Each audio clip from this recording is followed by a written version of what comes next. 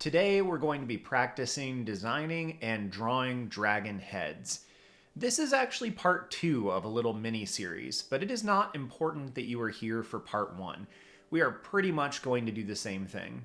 In the first part, we had 3 different basic shapes that we then worked on and modified into suitable dragon heads. And we're going to do the same thing today, only with 2 shapes, and we're starting with this triangle. Now, I'm drawing with my red pencil right now. It of course does not matter what kind of pencil you're using for this. This is a Prismacolor. I like drawing with it because it's red and it's fun. But if you're just using a regular pencil or a mechanical pencil, or even if you're doing this digitally where you're just using a brush on an individual layer, that's totally fine. There are so many ways that you can do this. In this exercise, we started with that one basic shape. And now I'm going to start modifying it and building off of it in order to make something that's a little bit more interesting. However, I am kind of leaning into that angular aspect that the triangle naturally has. So as I'm building things on the top of the head, I'm giving it scales, these are all going to be triangular in fashion. I might not stick to this entirely as I move through the drawing, but this is my intention as I begin. I am recording the audio over the top of this, but this is in real time. Where I speed up, I will make sure and let you know, or I will indicate on the screen itself. There's a lot of drawing on this platform that is done at increased speeds, and while I think no one does that in a malicious manner or to claim that they draw faster than they do, it can sometimes be discouraging when you are watching someone's content and wondering why they are so much quicker than you are. For that initial sketch, I kept things fairly simple. I just wanted to kind of give myself some interesting texture to play with, but I'm really going to be working on those details as I come in with the first part of my line art. You can see here I'm tracing each of those contours, but I'm doing it rather slowly. That's because I'm stopping and I'm evaluating. I'm making sure that that line is doing what I wanted it to. Sometimes you can find yourself tempted to simply follow your sketch, to darken in all those lines. But the reality is the sketch not only helps you to work out what will function and what you like, but it allows you to try things out that might be a little risky. And sometimes you're going to find in that sketch or halfway through the inking process that it is not exactly what you wanted it to be. Of course, you don't have to be using ink here. You can use any medium, but I would recommend starting with something that allows you to have an undersketch. And if you're working in traditional medium, that's probably pencil. And if you're working digitally, well, it can kind of be anything. You might notice as well that I'm not particularly concerned about my lines being perfectly flowy or straight.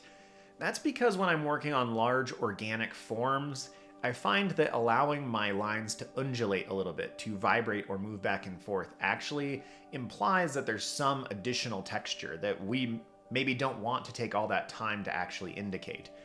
If you watch any of my robot content, you'll notice that I do use straight lines there. I am capable of it, but it is not the point here.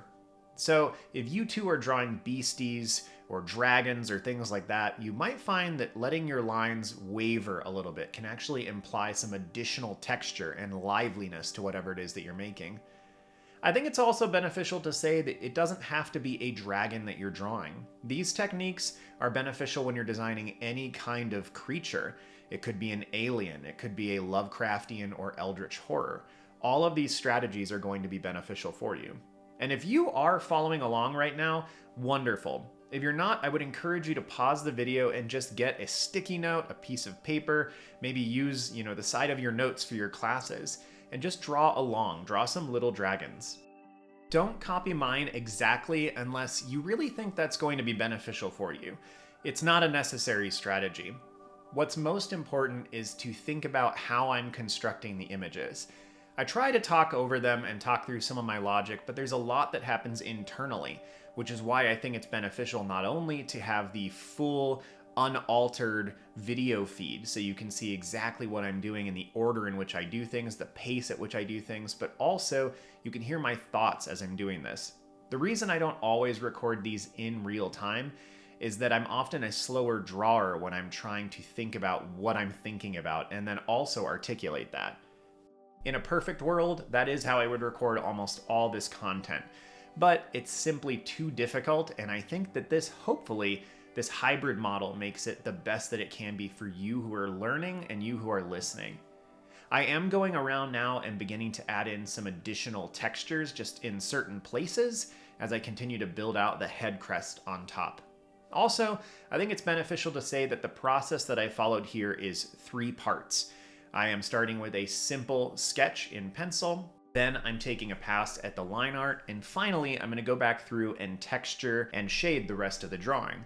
At that point, I will most likely speed up the footage because it takes a long time to make all those hatching marks. In fact, I'm going to go ahead right now and speed up the video footage because I am starting the texturing process. This drawing in its entirety took about 14 to 15 minutes. That's not a lot of time. I had some idea what I was going to do, and this is obviously not my first rodeo when it comes to drawing a dragon. If you find that your first heads take you a couple more minutes than that, maybe 20 or 30 minutes, it's not a big deal. And don't feel like you need to go full texturing like you're watching me do right now. I do this particularly because I like the process and I like the finished result. And also, ink is my area of focus at the moment. But once you have that line art, you can easily take it into a digital platform and color and paint it there. You could take watercolor or markers or pens over the top and do a lot of different things with it. This is simply my pursuit. It's also part of the reason why I'm fine with speeding this portion up, because this might not apply to every single person. As I begin to work on the texture, the biggest thing that I'm focusing on is giving character to this creature. But I'm doing that primarily by understanding each of the forms. Where I'm focusing my hatching and my shading indicates that there are areas that the light can't hit. This makes it feel more three-dimensional and like it's existing in an actual three-dimensional space. There are places on designs like this where it is difficult to kind of ascertain where the light would be coming from. And especially if you don't specifically decide upon a light source, it can be difficult moving through the process to figure out what to do with that. If you do need some help understanding just how a form is going to be affected by light, I do have some other videos on this channel that can help you out. I will link them below. The biggest thing is to draw random shapes and then to essentially start shading them as if they existed in our real space. You can learn a lot from that process, and that's essentially what I'm doing here with each of these giant protrusions underneath the jaw or on top of it. I'm thinking about them as if they are wedges, but not necessarily pyramids and not necessarily triangles that are just extruded across the bottom of that jaw. I'm trying to think about them as being like mountain peaks in their own way, with indentations and texture upon them. That's why all of these marks make some sense. I'll also concentrate my marks a little bit more heavily on the underside of things because likely that's where shadow is going to accumulate. We are coming up on the end of this drawing. I'm only going to give it a singular texturing pass because I would like to move on to the next one and see what we can do there. This is our second dragon head shape. We're back to normal speed now, and I'm kind of taking a moment to think about how I want to approach this. This is a wedge shape. So again, I'm going to start working with simple, similar geometric shapes as I start to craft in what I want to do with this. You can observe here I'm building out a structure. I don't know what I'm going to do. I don't have something lying to the side. I have no references pulled up. I am thinking about this in real time. Does this make the drawing have the highest chance of success? No, absolutely not. But I'm not making a drawing here where the goal is for me to have a successful drawing nearly as much as the goal is for you to see the entire process. In all likelihood, at one point or another, one of these drawings is going to turn out very poorly. If I like how an aspect of it turned out, you'll still see it here. I've certainly had drawings on the channel where I've been like, I don't like this drawing, but I think it teaches something valid. Or I will just start over if I feel like it's not beneficial to you. This is the similar approach that I took when I was teaching professionally. Sometimes I would brainstorm out a lesson, build it all the way to fruition, and try it just kind of by myself in an empty classroom. And there were days where I would abandon that lesson 10 minutes before students got there and have to think on the fly and come up with something that functioned. Often, when you're trying to teach how to do something, you have to give it a couple tries. If you build it theoretically in your mind, but don't actually apply those things, sometimes you'll really put yourself in a difficult position where you think something's going to work and it doesn't. I like where this dragon is heading now. I've kind of got something interesting. The beak structure on the front is very strange, so we'll have to see kind of how that works out. But that's part of the lovely component of designing beasties and creatures is you get to experiment and try all kinds of new things and see what happens. I should be done with the sketch now, so I'm going to go ahead and start working on the actual line art. As I begin here, you will notice once again, I'm not particularly concerned about those lines being totally straight. But on the spikes here, I am being a little bit more concerned about that than normal. And that's just a different aesthetic choice. I guess the biggest point here is a point that I often make, which is just be aware of what you're doing and the why behind what you're doing. That's one of the most important things to focus on as you design anything. I suppose you could make the point that you should always be doing that, always be concerned about every decision you're making, but while that might be hypothetically a good thing to do, it's probably not sustainable. A lot of the time when you're working on art, you're relaxing and you're just spending 10 minutes mixing colors or texturing something.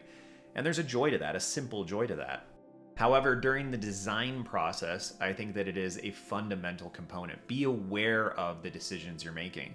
For example, on the side of this ear right here, I was working a little bit too quickly and I didn't think about the fact that I would rather leave the exterior of that ear textured like you see the interior, where it almost feels as if the fur is coming off of it. I certainly prefer that method and that appearance, but because I was working swiftly or letting my mind kind of drift, I didn't catch that. Maybe I was listening to something, maybe I was watching a video while I was doing this portion. I don't recall.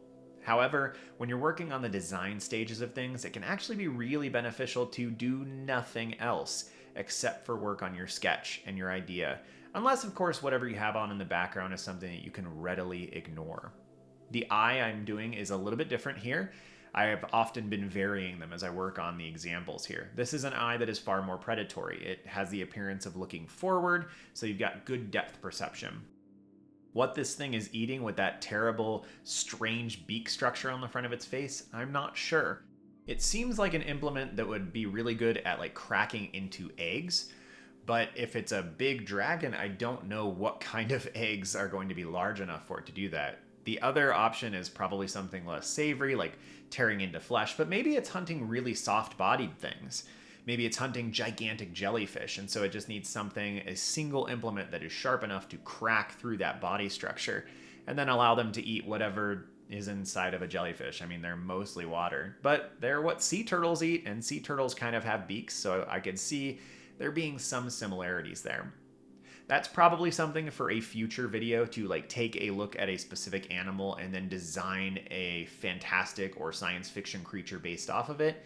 But that would be a really fun one. So let me know in the comments below if you would like to see something like that. And actually, since we're 13 minutes in here, if you have been enjoying this video and this kind of content, I would highly encourage you to consider subscribing and liking the video. It really does help. If you watch a lot of this content and you are not subscribed, obviously that helps and that shows me that this kind of content is beneficial. But also, if you are already subscribed, the like actually matters. It's not something I talk about a whole lot. It's not something I want to put a lot of time into, but it does matter. So thank you.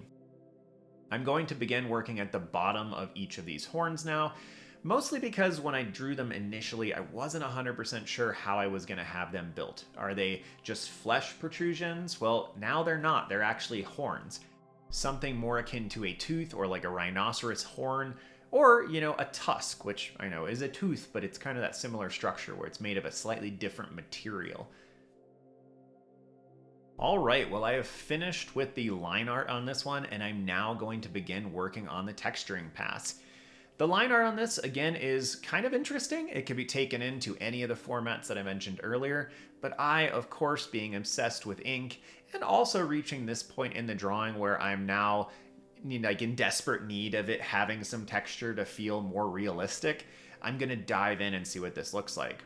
And when I say that, like desperate to see what it looks like, I don't generally work on a full line art pass when I'm working just for myself. I'm doing that here because for a lot of folk, that's all they're looking for, or that's the specific stage they need to reach before they can begin their next process.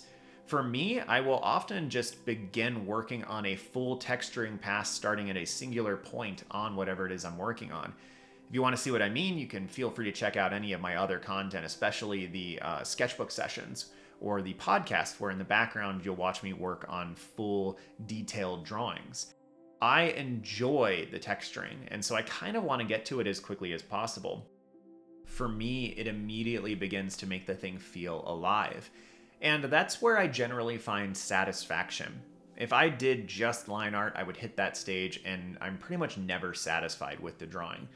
But even now, just a minute or two in, this is at 3.5 times speed, by the way, you can see the texture on the giant fang beak structure, on the horns on top. Like, they look interesting.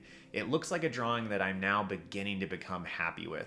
This is also something I want to bring up because I want to encourage you to push your drawings past that kind of teenage phase. If you get to a point where you've put a lot of time into a drawing and it's just not doing it for you, it's possible that it needs something else. It needs that next stage. Maybe it needs texture. Maybe it needs shading. Maybe it needs color. Color is pretty dangerous, so I would kind of push that toward the end and do that last if you are, brainstorming out any of these ideas. But you can see on this drawing right now, like, it looks so much better, and we're only a couple minutes into the texturing process. Even at the speed that we're doing it right now, it's only been maybe another 5 minutes of drawing, and look how much more interesting it is. And I'm not even doing any very complicated texturing. I'm making marks that are essentially implying that there is texture and this is the way things are flowing. I'm not paying a ton of attention to how I shade in the horns. In fact, on this large one, I have to go over it several times because I kind of lose the plot as I'm going. I'm just enjoying my drawing, and I feel more satisfied because it actually looks interesting now. So as you continue to work on dragons or beasties or any other kind of design motif, I would start with heads, as you've seen in these last ones, because if you can nail the head, it makes it look interesting. If the body is totally well put together and the head is terrible, you probably won't be satisfied with what you finish. And so I would encourage you to focus on things like this. But I would also love to hear from you in the comments below. What kind of dragons, beasties, constructs, robots would you like me to focus on next? And which aspects would be most beneficial to you? Well, as always, thanks for being here. I hope this has been beneficial to you, and I hope you've gotten something out of it. Well, have a good one, y'all. See you soon.